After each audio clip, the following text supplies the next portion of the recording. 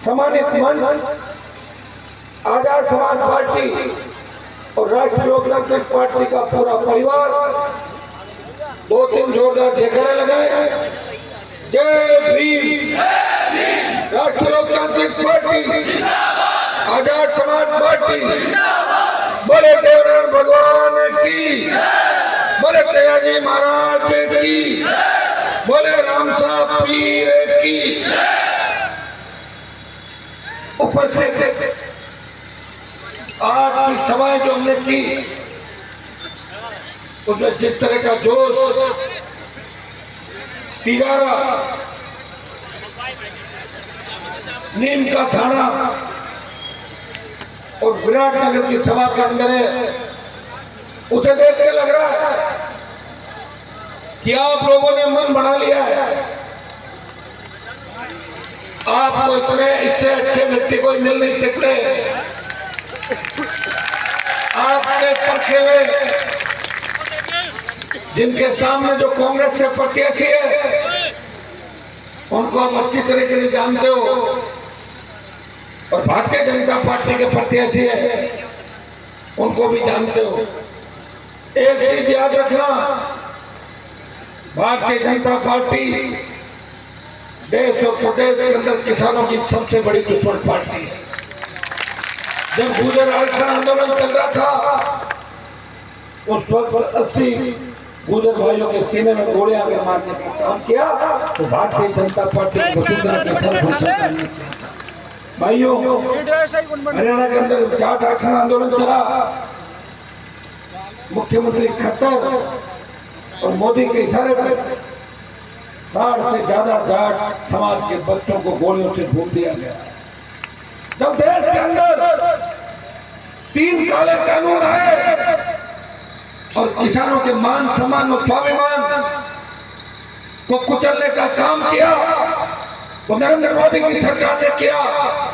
उस वक्त उत्तरी भारत का कोई किसान का बेटा अगर मोदी की सत्ता छोड़ के इस शाहजहांपुर बॉर्डर को जाम करके सड़क पर आपके बीच बैठा था, वो नागौर का शासक था जो आपके सम्मान की लड़ाई पूरे देश के अंदर लड़ रहा था।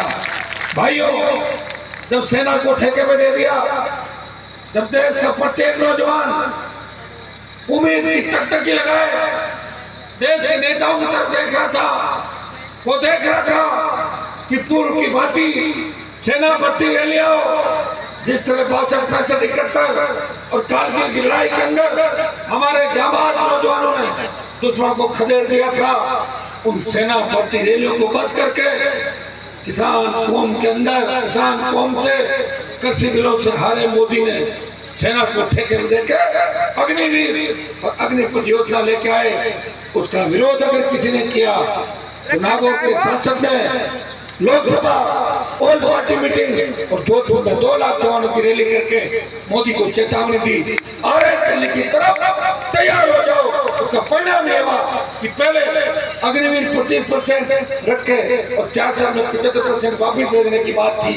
फिर मोदी सरकार ने सोचा ये वही है जो NH-4 में बैठ गए थे, ये आ रहे हैं। फिर भाजपा सरकार ने 50% किया कि 50 को सेना में रखेंगे, 50 को वापस भेजेंगे।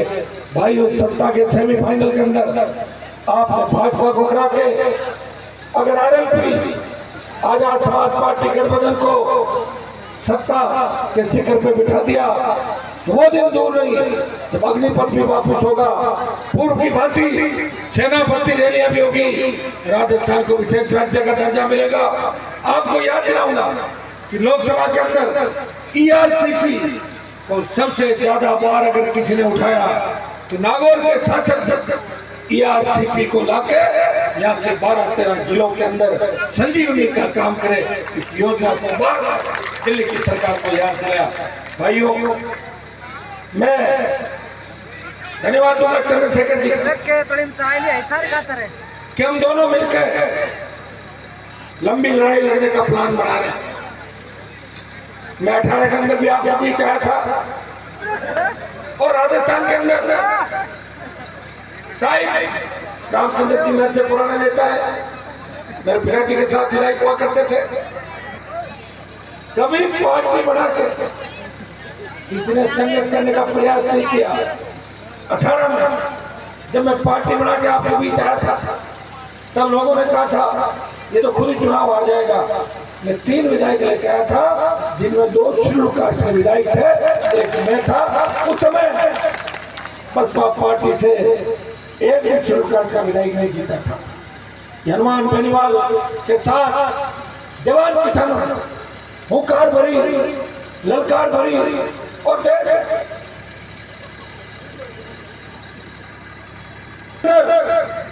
अगर कर्ज माफी के आंदोलन को हवा किसने दी, देश के किसान के कर्ज माफी की बात करी, जिसने यह कहा कि धन्ना सेठों का अगर 15 साल में 5 लाख करोड़ का कर्जा माफ हो सकता है, तो किसान का संपूर्ण कर्जा माफ होना चाहिए, टोल मुक्त राजस्थान होना चाहिए, फ्री बिजली मिलनी चाहिए, रोजगार मिलना चाहिए, सशक्त विकास होना चाहिए। जिस व्यक्ति ने नागौर से हुंकार भरी और बाड़मेर से हुंकार भरी, मंदसौर मध्य प्रदेश में किसानों ने बड़ा आंदोलन किया कर्ज माफी को लेकर और सीने पे गोलियां खाई और कर्ज माफी का आंदोलन देश के अंदर फैला।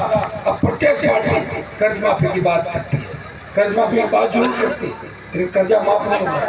कर्जा माफ बीच की जब 18 के में घोषणा पत्र था, कांग्रेस पार्टी ने भी कर्ज माफी की बात करी थी, भारतीय जनता पार्टी कर्ज माफी की बात करी है, लेकिन भारतीय जनता पार्टी 6,000 और 8,000 किसान निधि के नाम से पैसा देके किसानों के सम्मान के साथ धोखा करी है। आपको अपनी ताकत को पहचानना है। अब की बार राजस्थान में न तो कांग्रेस की आंधी चल रही है और न भाजपा की आंधी चल रही है। आंधी चल रही है, तूफान चल रहा है, तो जवानों का चल रहा है, किसानों का चल रहा है। सत्ता की चाबी आपके हाथ में है। राजस्थान के अंदर जब रिजल्ट आएंगे और सत्ता का ताला खुलेगा, वो आरएलपी आजाद समाज पार्टी के गठबंधन से जो जीतेंगे वही विधानसभा और सचिवालय का ताला खोलेंगे।